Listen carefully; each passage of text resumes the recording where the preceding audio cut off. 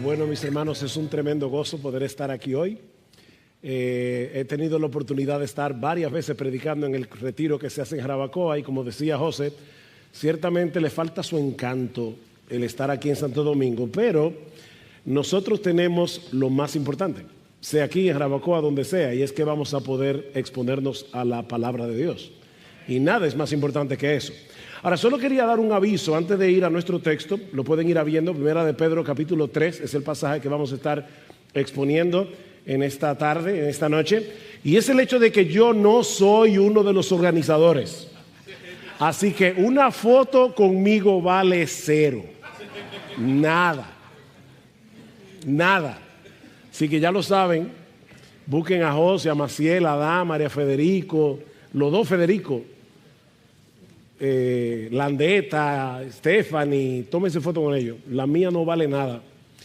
Bueno, vamos a Primera de Pedro capítulo 3 y vamos a leer a partir del versículo 13, vamos a llegar hasta el versículo 16 y dice así la palabra del Señor: ¿y quién os podrá hacer daño si demostráis tener celo por lo bueno? Pero aun si sufrís por causa de la justicia, dichosos sois o bienaventurados sois, y no os amedrentéis por temor a ellos ni os turbéis, sino santificad a Cristo como Señor en vuestros corazones, estando siempre preparados para presentar defensa ante todo el que os demande razón de la esperanza que hay en vosotros, pero hacedlo con mansedumbre y reverencia, teniendo buena conciencia, para que en aquello en que sois calumniados sean avergonzados los que difaman vuestra buena conducta en Cristo. Muchos creyentes tienen la idea, y yo creo que la idea equivocada, de que para ser un buen evangelista, y José hablaba algo de eso hace un momento, nosotros tenemos que ser capaces de responder casi todas las preguntas, todas las inquietudes que nos plantean los incrédulos en contra del cristianismo. Muchos piensan que es necesario estar al día con todos los movimientos filosóficos, los cambios que se van produciendo tan rápidamente en nuestra sociedad en cuanto a los valores morales, a los valores intelectuales. Perdón. ¿Te gustaría ser una de esas personas que difícilmente puede ser ridiculizada por un inconverso? Por la capacidad que tienes de responder con argumentos bíblicos difíciles de rebatir. En la década de los 70, durante mi adolescencia, cuando yo no era creyente, me encantaban las películas de Bruce Lee, aunque usted no lo crea. ¿Saben quién es? Todos los que saben quién es Bruce Lee, levanten la mano. Porque mi esposa me dijo, ¿y tú crees que ellos van a saber quién es Bruce Lee? Yo creo que sí. Pero nos encantaba a mí y a mis hermanos ir a ver películas de Bruce Lee, el gran maestro de artes marciales, creador en los 70s del Jeet Kune Do. Y casi todas las películas de Bruce Lee comenzaban de esta manera. Los que han visto a Bruce Lee saben que él era bajito, flaquito, y entonces las personas como que no lo tomaban muy en serio. Hasta que de repente Bruce Lee comenzaba a defenderse de todo el mundo con puños, patadas y sobre todo, que era la parte que más me gustaba, con los palitos chinos o los nunchakus, y era prácticamente invencible. Bueno, ya cuando yo me convertí al Señor, y en esos momentos, mañana vamos a hablar un poco de mi testimonio, pero cuando me convertí al Señor ya ahí a los 17, casi 18 años, y en esos momentos en que uno sueña despierto, muchas veces yo me imaginaba como un creyente tipo Bruce Lee. Es decir, armado con mis nunchakus o palitos chinos, de argumentos bíblicos, argumentos filosóficos, enfrentando a todos mis oponentes y dejándolos sin defensa. Mis hermanos jóvenes, el Señor nos dejó la encomienda de hacer discípulos de todas las naciones, sin importar la época, sin importar la cultura que nos haya tocado vivir. Ahora, ¿cómo nosotros vamos a hacer eso de una forma eficaz. Bueno, esa es una de las inquietudes que los cristianos han tenido que enfrentar a lo largo de toda la historia de la iglesia, no solamente ahora en el siglo XXI. Como bien señala el teólogo y apologista Alistair McGrath, cada generación de cristianos ha tenido que tratar con estas mismas inquietudes de un modo u otro, y él enumera algunas de estas inquietudes. Por ejemplo, ¿cómo puede alguien hacer justicia a la emoción, la alegría y la maravilla del evangelio cristiano? ¿Tengo yo la capacidad de poder presentar el evangelio de esa forma? ¿O cómo podemos responder eficazmente a las preguntas que nuestra cultura se hace sobre Dios o a las objeciones que plantea la fe? ¿Cómo pueden los cristianos explicar su fe en términos que tengan sentido para la gente de fuera de la iglesia, no solamente aquí adentro? ¿O cómo podemos contrarrestar los malos entendidos o las falsas representaciones de la fe cristiana? Los cristianos son machistas, o los cristianos son anti-gay, o son homofóbicos. ¿Cómo nosotros podemos en una forma eficaz enfrentar todas esas tergiversaciones? Bueno, estas son algunas de las interrogantes que vamos a estar respondiendo en este retiro, y como ya se explicó a lo largo de todo este año durante las reuniones del Ministerio de Jóvenes Adultos o el MJA. La buena noticia es que la gran comisión de nuestro Señor contiene también una promesa sumamente alentadora. ¿Cuál es esa promesa? He aquí, yo estoy con vosotros todos los días hasta el fin del mundo. Miren, a veces yo voy a estar haciendo preguntas y no son retóricas, yo espero que ustedes las respondan. Ok, he aquí, yo estoy con vosotros todos los días hasta el fin del mundo. Él no nos ha dejado solos, Él no nos ha dejado sin recursos para llevar a cabo esta tarea, sino que nos ha dejado su Espíritu Santo, nos ha dejado su palabra para que nosotros podamos defender, para que nosotros podamos proclamar nuestra fe. Nosotros somos la sal de la tierra, nosotros somos la luz del mundo, dice el Señor en Mateo capítulo 5.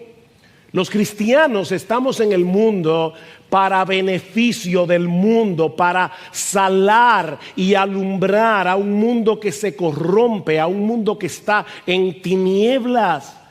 Y es en ese contexto que entra en juego la labor apologética. Esta palabra viene del griego apología.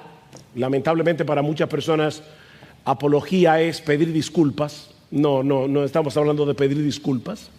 Es una palabra que usa Pedro en el pasaje, en Primera de Pedro capítulo 3 versículo 15, y se traduce como defensa. Alguien ha definido la apología, y esta sí yo quiero que se la aprendan de memoria, porque se lo voy a estar preguntando una y otra vez a lo largo de este retiro. En una forma muy simple, apología es saber lo que creemos, por qué lo creemos y cómo comunicarlo de una manera eficaz. Está simple. Saber lo que creemos, por qué lo creemos y poder comunicarlo de una manera eficaz. Yo se lo pudiera complicar un poco más, pero créanme que esta definición de apologética tan sencilla nos puede ayudar a lo largo de todo este retiro. Así que ahora vamos a repetirla juntos. ¿Qué es apologética?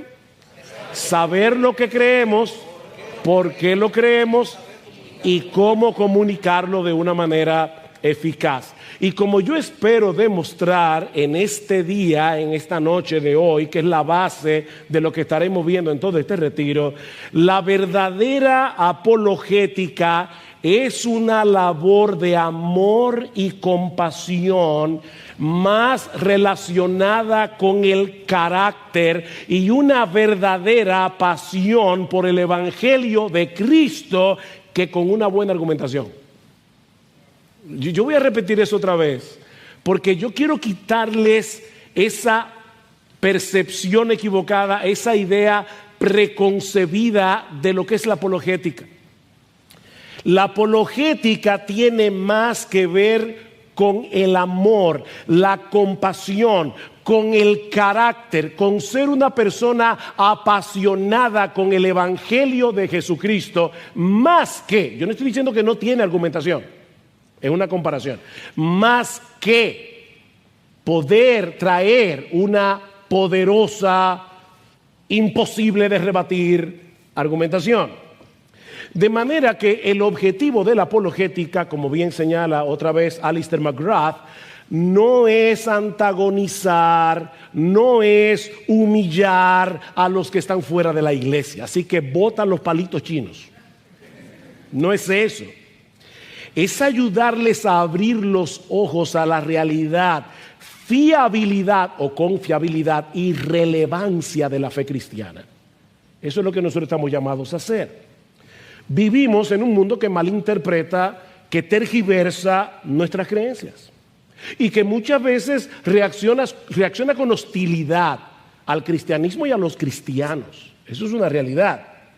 Lo que nos lleva de la mano a la primera enseñanza de nuestro texto, con la que vamos a sentar la base de la verdadera apologética en esta tarde, en esta noche, y es el hecho de que la apologética se lleva a cabo en un contexto de hostilidad o de cuestionamiento.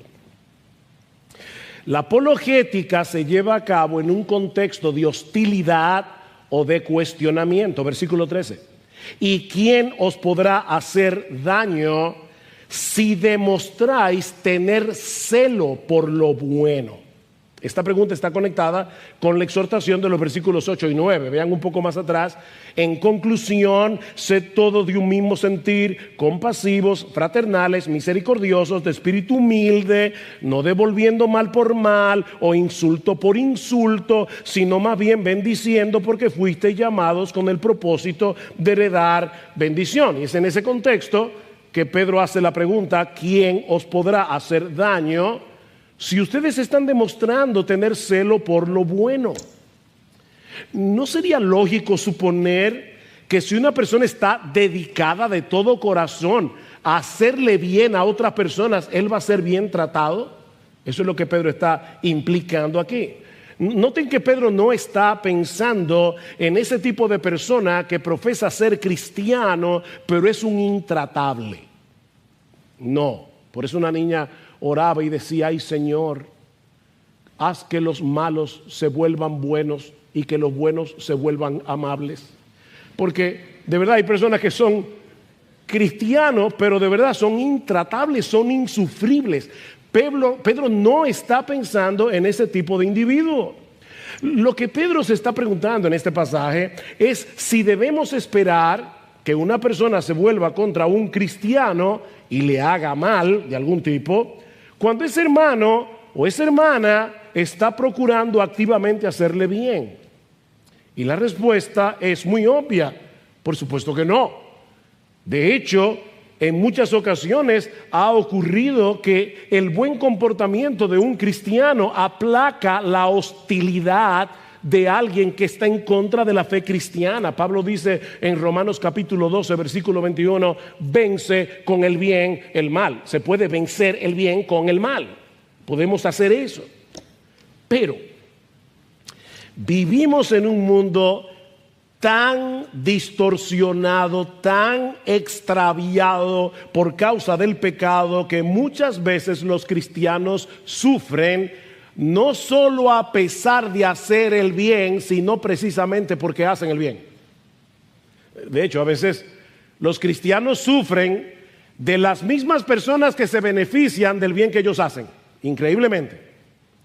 Vivimos en un mundo donde las cosas están al revés.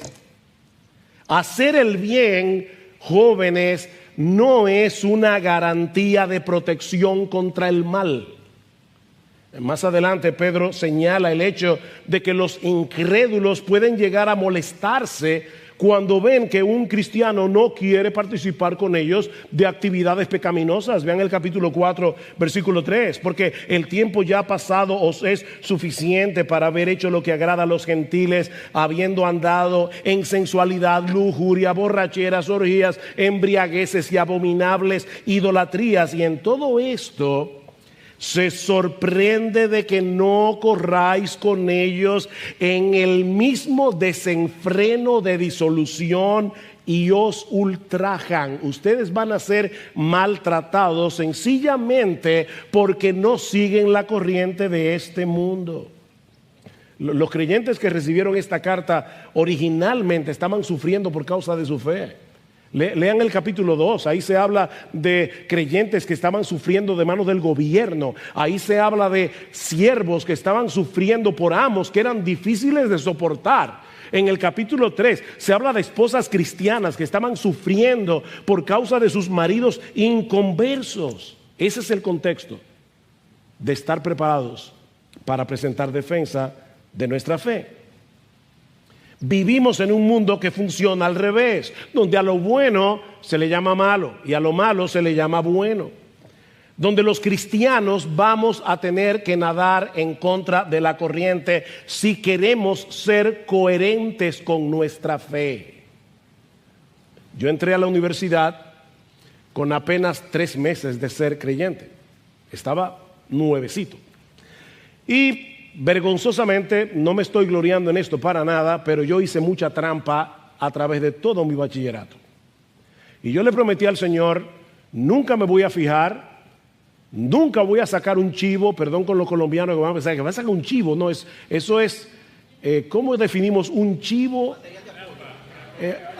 Un papelito donde está la respuesta. Yo le prometí al Señor, yo no voy a hacer esto.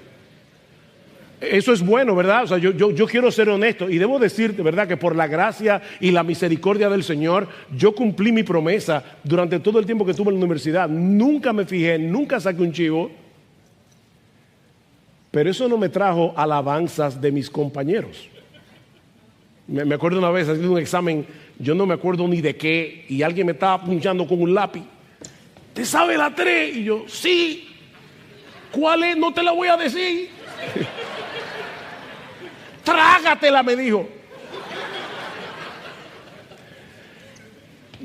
Lo cierto es que no esperemos aplausos. ¡Qué bien! No, eso es lo que Pedro está diciendo. No esperen que los impíos los aplaudan cada vez que ustedes hacen algo bueno, porque este mundo funciona al revés. Pero no solo vamos a toparnos con personas que son hostiles a nuestra fe, también vamos a toparnos con personas que ignoran o tergiversan o cuestionan lo que creemos. De ahí la exhortación a estar siempre preparados para presentar defensa ante todo el que demande razón de la esperanza que hay en vosotros. Hermanos, no todo el que cuestiona nuestro cristianismo lo hace con una mala intención. Hay personas que tienen preguntas sinceras acerca de nuestra fe. ¿Y qué debemos hacer? Debemos estar dispuestos, debemos estar preparados para darles una respuesta. Porque ¿saben qué? Tal vez Dios ya está obrando en esa persona. Tal vez Dios está inquietando a esa persona, pero tiene todavía muchas dudas. Todavía esa persona no entiende todo y nosotros debemos ser pacientes, debemos ser mansos a la hora de tratar con ellos y tratar con sus inquietudes. Es en ese contexto que surge la necesidad de una buena apologética. Así que lo primero que hemos visto, según Pedro, es que la apologética surge en un contexto de hostilidad y de cuestionamientos. Pero en segundo lugar, Pedro también nos enseña que la apologética está íntimamente relacionada con nuestra lealtad a Cristo. O sea, si tú viniste hoy pensando que aquí vamos a dar argumentos buenísimos para rebatir la evolución, argumentos buenísimos para combatir el movimiento LGBT o la ideología de género, vas a salir frustrado. Porque de lo que vamos a hablar aquí es de nuestra lealtad a Jesús. La apologética está íntimamente relacionada con nuestra lealtad a Cristo. Versículo 14. Pero aun si sufrís por causa de la justicia, dichosos sois, bienaventurados sois, y no os amedrentéis por temor a ellos, ni os turbéis, sino santificad a Cristo como Señor en vuestros corazones. El razonamiento de Pedro en el versículo 14 parece ser algo como esto. Los cristianos somos seguidores de Jesús, ¿no es así? Nosotros vamos tras las pisadas de Jesús. Y Él fue aborrecido por el mundo incrédulo, a pesar de que dice en Hechos capítulo 10, versículo 28, que el Señor se pasó la vida entera haciendo el bien. Nosotros seguimos a un Señor que dedicó su vida a hacer el bien y el mundo lo clavó en una cruz. De manera que los cristianos no podemos esperar un trato diferente. Cuando eso suceda, debemos tenernos por personas bienaventuradas, porque eso quiere decir que la gente nos está identificando con Jesús. Esa es la bienaventuranza. Mateo 5. Bienaventurados los que padecen persecución por causa de la justicia, porque de ellos es el reino de los cielos. Y ahora escuchen, bienaventurados sois cuando por mi causa os vituperen y os persigan y digan toda clase de mal contra vosotros, mintiendo. Gozaos y alegraos, porque vuestro galardón es grande en los cielos, porque así persiguieron a los profetas que fueron antes que vosotros. Oigan el razonamiento de Jesús. ¿Con quién identificaban los hombres de la antigüedad a los profetas? Con Jehová de los ejércitos. Él está diciendo, ahora los hombres de este mundo los van a identificar a ustedes conmigo, porque yo soy el Dios encarnado. Y ustedes van a sufrir ahora por su identificación con mí. Bienaventurados sois cuando por mi causa os vituperen, os persigan, cuando digan toda clase de mal contra vosotros, mintiendo. Gócense y alégrense, dice el Señor. ¿Por qué? Porque somos masoquistas. Porque nos gusta sufrir. No, mis hermanos, los cristianos no disfrutamos el sufrimiento. Lo que el Señor está enfatizando aquí, lo mismo que Pedro en su carta, es la implicación de ese sufrimiento. Ese es el precio que nosotros tenemos que pagar por nuestra lealtad a Jesús. Juan 15. Si fuerais del mundo, el mundo amaría lo suyo. Pero porque no sois del mundo, antes yo os elegí del mundo, por eso el mundo los aborrece. Existen dos alternativas, solo dos, no tres, no cuatro, hay solo dos. Todo este grupo de jóvenes y algunos adultos que veo por aquí, que están sentados en este salón, están en uno de estos dos grupos. No existe otra categoría. O nosotros pertenecemos al reino de Dios y somos enemigos del mundo, o nosotros somos amigos del mundo y enemigos del reino de Dios. No hay otra posibilidad. O pertenecemos al mundo y estamos excluidos del reino de Dios, o pertenecemos al reino de Dios y no pertenecemos al mundo. No podemos pertenecer a los dos al mismo tiempo. Son dos sistemas que se oponen entre sí. Son como el agua y el aceite, como la luz y las tinieblas.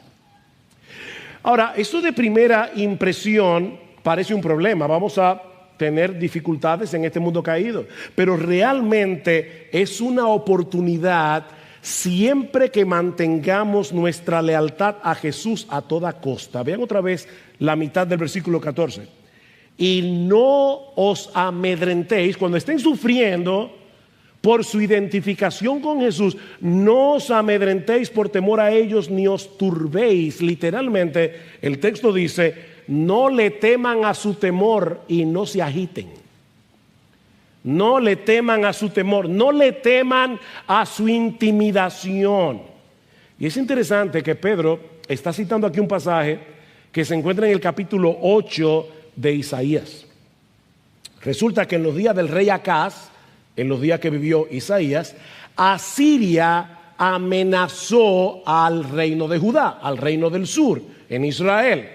Así que Siria y Samaria, otras dos naciones, temerosos de sufrir las consecuencias de la invasión a Siria, le piden a Acaz que se alíe con ellos. Y resulta que Acaz les dice que no, que él no va a tener ninguna alianza ni con Siria ni con Samaria. Entonces ahora el problema se le complica, porque Siria y Samaria dicen, pues entonces nosotros también vamos a invadir a Judá. ¿Qué hace el rey Acaz? Irónicamente busca ayuda de los asirios, la primera nación que quería invadirlos. Yo no sé si se están perdiendo con tantas naciones. Primero, ¿quién quería invadir a Judá? Asiria. ¿Quiénes tuvieron miedo de la invasión? Siria y Samaria. ¿Qué le piden Siria y Samaria a Acaz? Alíate con nosotros. Él se niega. Ahora Siria y Samaria quieren atacar a Judá. Y están más cerca porque están al lado. Entonces, ¿qué hace Acaz? ¿Pedirle ayuda al Señor? No. Le pide ayuda a Siria. Y ahí es donde Isaías tiene que decirle, no te alíes con los paganos. ¿Sabes por qué? Porque cuando tú tienes temor de lo que los paganos te pueden hacer, al final de cuentas vas a terminar comprometiendo tu fe. Vas a terminar comportándote como ellos. Jóvenes, vamos a hacer aquí un ejercicio de honestidad. ¿Qué le sucede a un creyente cuando en la universidad, en el trabajo, deja de confiar en el Señor y se deja atrapar por el temor a los hombres? Lo que va a suceder es que va a ser tentado a sacrificar sus convicciones para no meterse en problemas, ¿no es así? La desconfianza en el Señor produce cobardía. Y la cobardía produce desobediencia. Otra vez, no pude dejar de pensar, recordar, cuando era un nuevo creyente y acababa de entrar a la universidad. Oye, qué difícil resultaba decidir actuar como un cristiano y no dejarme arrastrar por la corriente. Aquí hay un grupito de amigos haciendo chistes indecentes. Y tú eres el único quedado que no te ríe. Y tal vez hasta piensan que tú eres bobo y que tú no estás entendiendo. No, tú sí estás entendiendo. Pero tú sabes que tú no puedes seguir el juego. Aquí están las chicas de la universidad y obviamente las que muestran más son las que más chicos tienen atrás. Y aquí está la evangélica que no levanta nada. Entonces ahí comienza el problema. O sea, ¿qué hago? Comprometo mis valores y sobre todo cuando comienzan a atacarte. Entonces tú no haces esto y tú no haces aquello y tú no haces lo otro. Y ahí comienza el cristiano a sacrificar sus convicciones por miedo.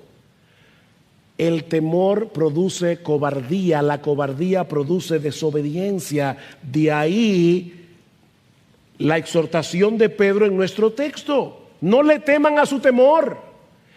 En vez de temerle a los hombres y sacrificar nuestras convicciones por temor de ellos, dice Pedro, lo que nosotros debemos hacer es entronar a Cristo en nuestros corazones como el Señor de nuestras vidas y hacer su voluntad sin importar las consecuencias. Amén.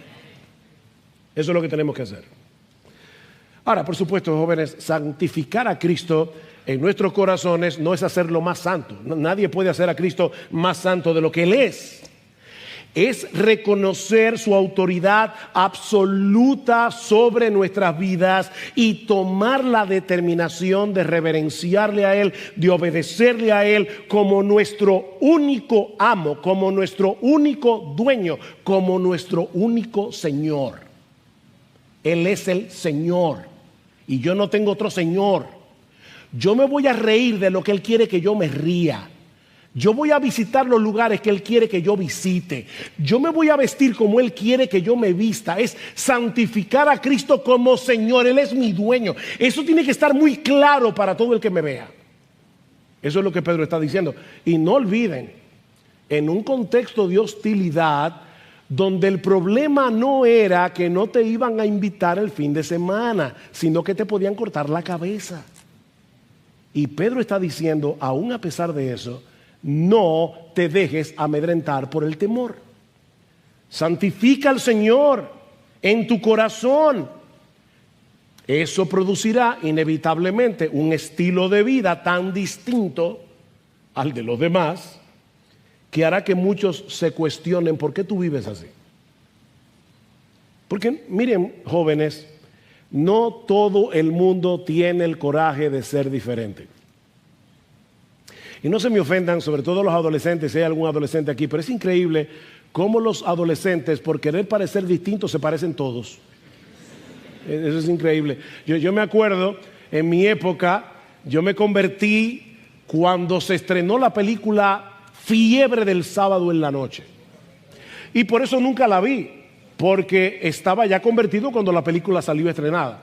Pero lo increíble era ver a todos los jóvenes vistiéndose como John Travolta. Eso era una cosa impresionante, como si fuera una manada. O sea,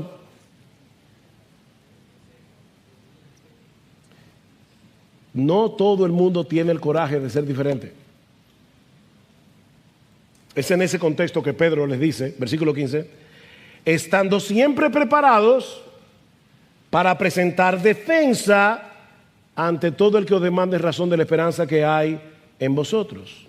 En otras palabras, Pedro está diciendo, mira, vive como tú debes vivir, como debe vivir un cristiano. Y los cristianos te van a hacer preguntas. Los impíos, los incrédulos. Vive como debe vivir un cristiano. Y yo te aseguro, dice Pedro, que los incrédulos te van a hacer preguntas. ¿Qué es lo que domina tu vida? ¿Cuál es la esperanza que te domina? ¿Por qué tú vives así? Y aunque no todos los cristianos tendrán la capacidad de responder a todas las preguntas sutiles y a todos los ataques que los incrédulos pueden levantar en contra de su fe, todos debemos estar preparados para dar una explicación lógica y coherente de lo que hemos creído. ¿Cuál es la definición de apologética? En coro. Ustedes parecen un gallinero. Díganlo en coro juntos. ¿Qué es apologética? Es saber lo que creemos, por qué lo creemos y poder comunicarlo de una manera eficaz. Te van a hacer preguntas y tú le vas a decir, ¿tú no sabes todos los argumentos en contra de todas las cosas? Pero tú puedes dar razón de la esperanza que hay en ti. ¿Se dan cuenta que la apologética es mucho más que la capacidad de argumentar? Comienza con un estilo de vida. Un estilo de vida que evidencia la realidad de que ahora tenemos un Señor que gobierna nuestra vida, que nosotros tenemos una esperanza que produce en nosotros una forma diferente de vivir. No es que nosotros somos legalistas, por favor quítense esa palabra de la cabeza. Es que de una manera natural yo voy a vivir de una forma diferente porque yo soy de otro mundo, yo soy de otro reino, yo tengo otro amo, yo tengo otro dueño y soy diferente. Por otra parte, noten, fíjense que yo no me he salido de primera de Pedro, noten que Pedro asume que todos los cristianos pueden y deben defender su fe. Pregunta, ¿quiénes son los que deben estar preparados para presentar esa defensa? Los mismos creyentes que él describe en los capítulos 1 y 2 de la carta, creyentes comunes y corrientes de Asia Menor que estaban sufriendo por ser cristianos. Ahí estaban los siervos que estaban siendo aplastados por los amos, las esposas que estaban sufriendo por sus esposos inconversos. Eran todos los creyentes del Asia Menor a quienes Pedro le dirigió su carta. Estén preparados, les dice Pedro. Jóvenes, no hay que tener un doctorado en física cuántica para defender su fe. Por favor, quítense eso de la cabeza. Tú no tienes que haber leído todos los diálogos de Platón. Sería genial que los leas. Pero para defender tu fe, tú necesitas otra cosa. Yo te voy a decir mañana qué es lo que tú necesitas. Bueno, ya te lo estoy diciendo hoy, en cierto modo, pero todavía no he ampliado el tema. El punto de partida es entender lo que hemos creído ¿Tú entiendes el Evangelio? ¿Tú entiendes lo que es el Evangelio? Mañana vamos a hablar un poco más de eso.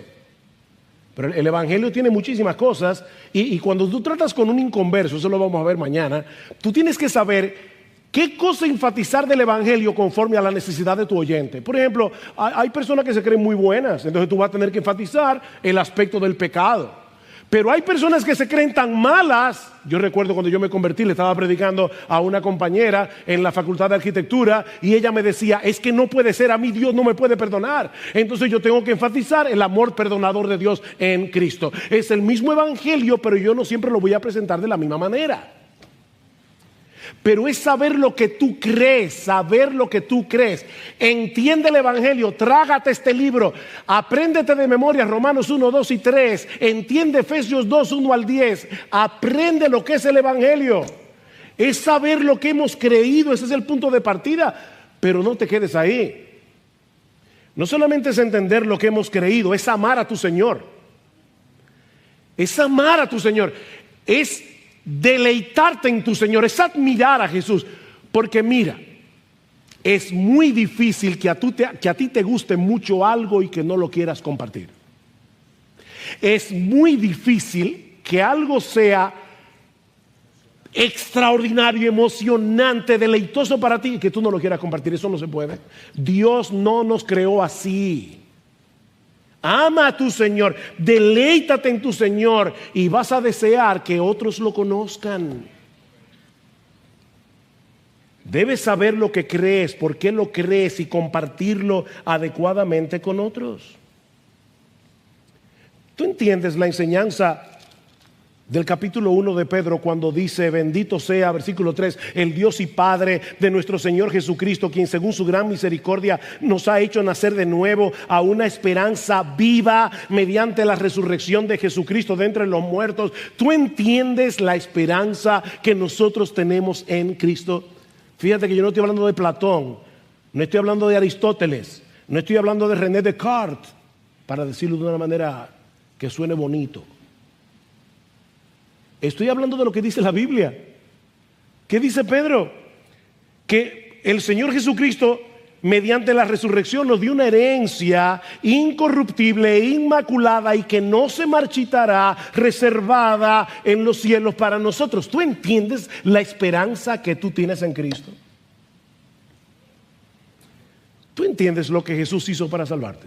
Lo que fue necesario. Versículo 18 del capítulo 1, sabiendo que no fuisteis redimidos de vuestra vana manera de vivir, heredada de vuestros padres, con cosas perecederas como oro o plata, sino con sangre preciosa como de un cordero sin tacha y sin mancha, la sangre de Cristo.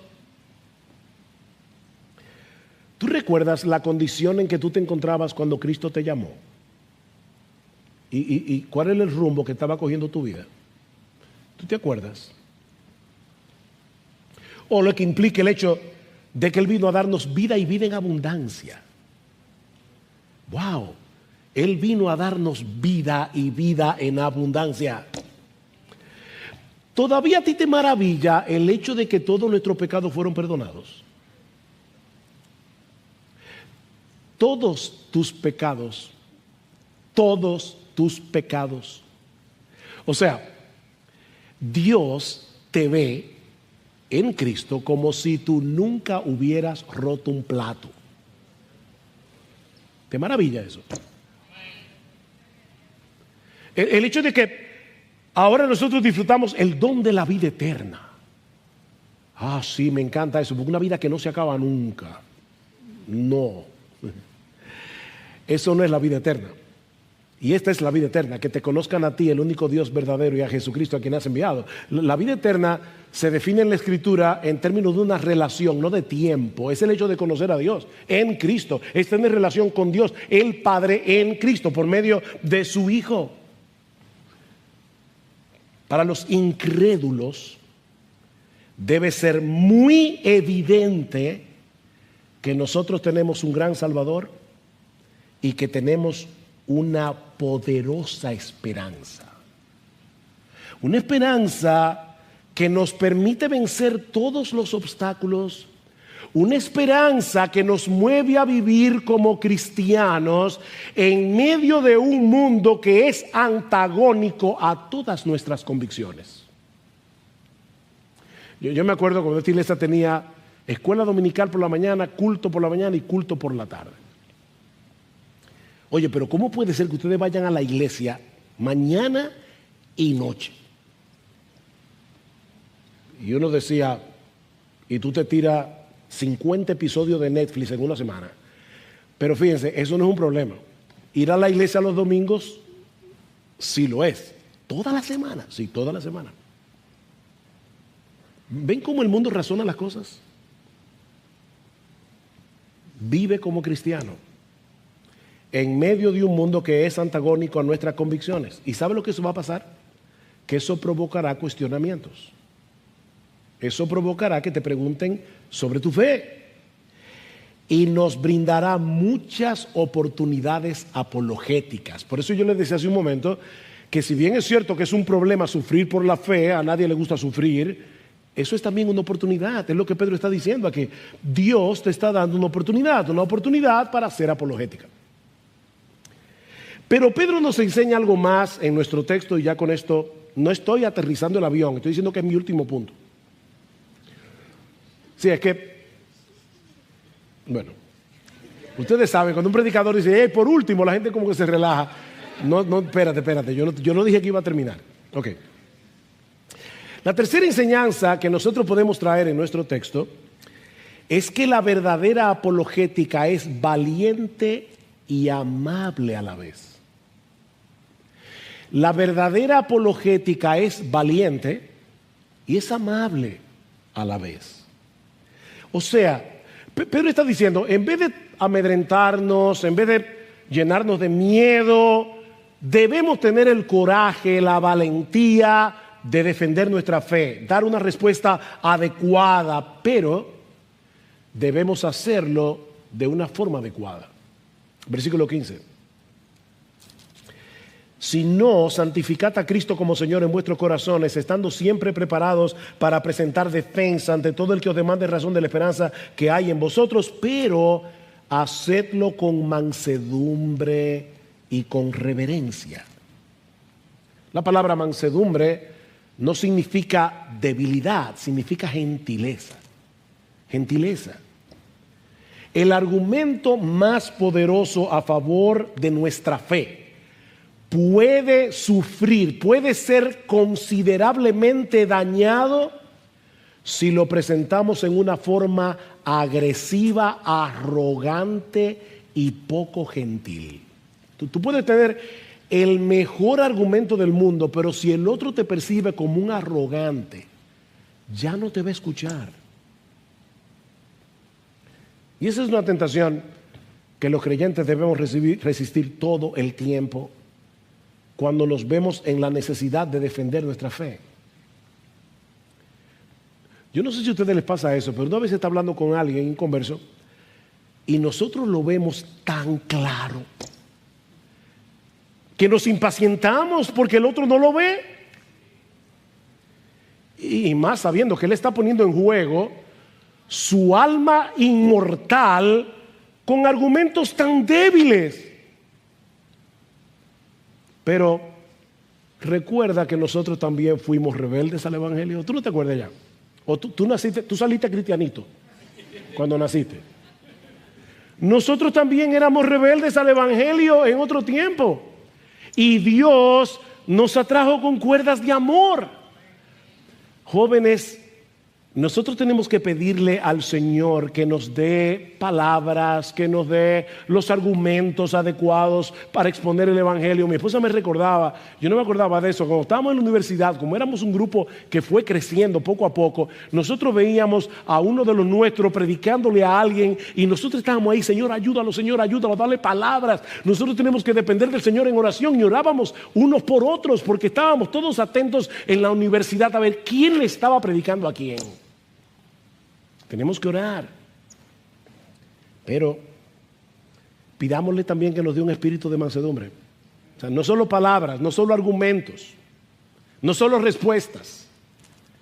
Pidamos al Señor que nos dé un espíritu de mansedumbre, de respeto, esa es la palabra reverencia, respeto hacia Dios, obviamente, y hacia ese ser humano que fue creado a la imagen de ¿quién? A la imagen de Dios. Tú respetas a Dios, respetas su imagen.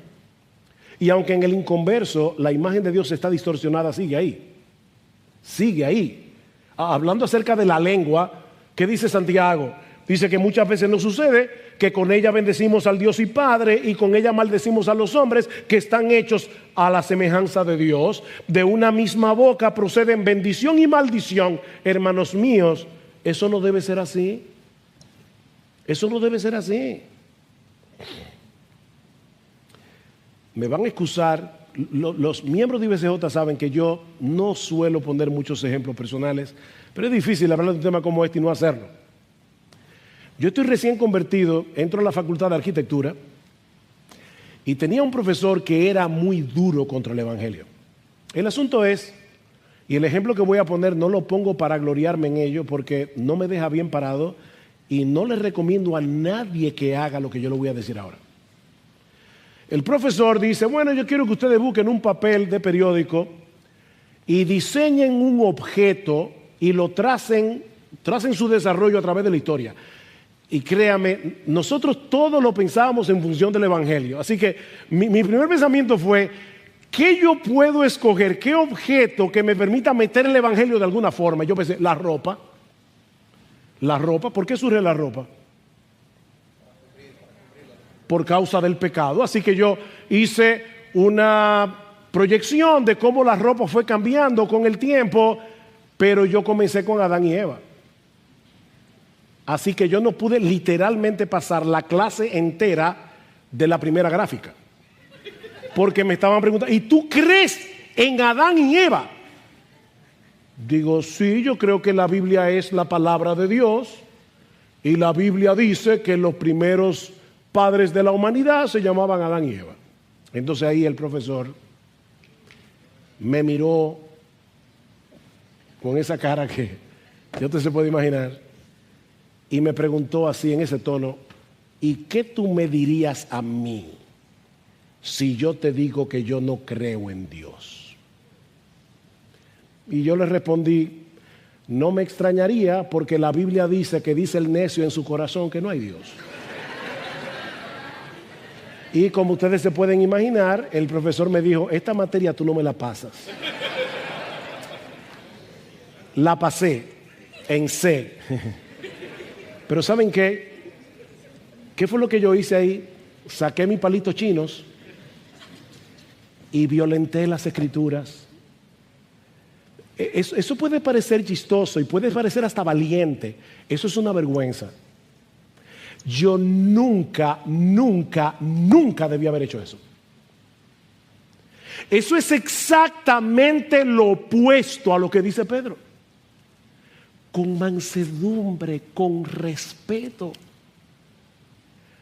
Yo irrespeté no solamente a un ser humano creado a la imagen de Dios, yo irrespeté una autoridad públicamente.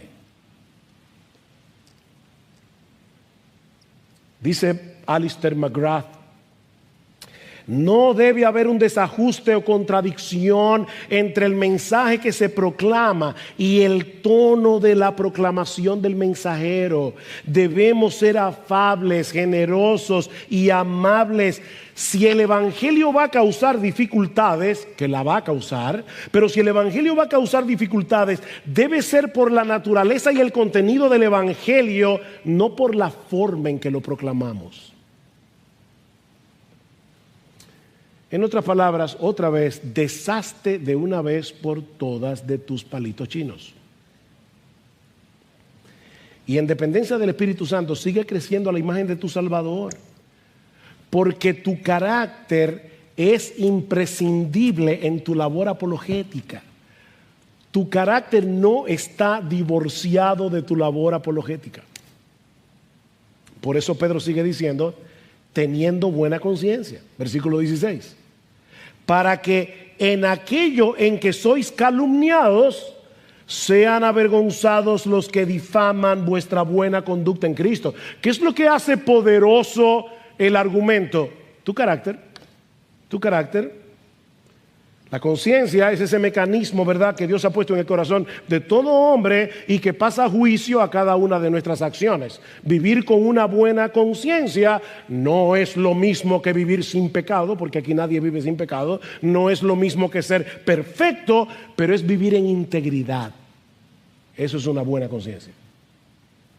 El creyente que tiene una buena conciencia es aquel que procura vivir a la luz de la voluntad revelada de Dios que él conoce.